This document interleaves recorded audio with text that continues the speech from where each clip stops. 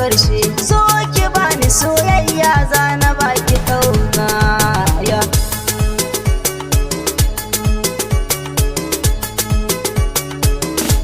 Daure kisan gaskiyar nufina, aure mu yau da juna shine amfani na so da kauna. Gaskiya nake faɗa akan ki banzo da kangama na. Mayaudari akan soyayya shi karusa kauna.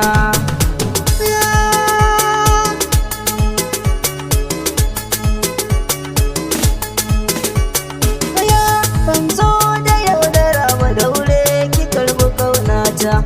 Ki san ke na san arai kin fi yan mata, dan ko da yaushe ta gaida mamata. Dole na ce ke sarauniya cikin mata.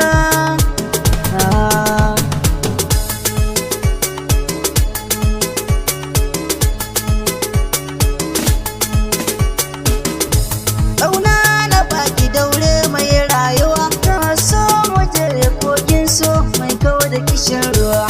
Igiyar ta so na kama karki sanya ni a damuwa, ɗauki so da ƙauna matsayin rayuwa, dan ya zama garkuwa mutum har ma aljani. Dafin so baya gani a kaina yayi sansani, yarje na ce da ni ki zauna nan dab da ni. A so na shiga sansani, ƙauna ki bayan tanke nake gani, ta so har baba.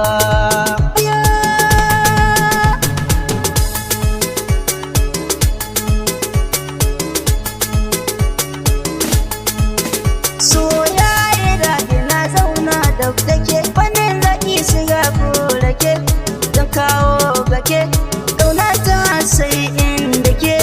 In ba ki to ki san cewa babu ni ya. Soyayya ta na baki daure ki adana.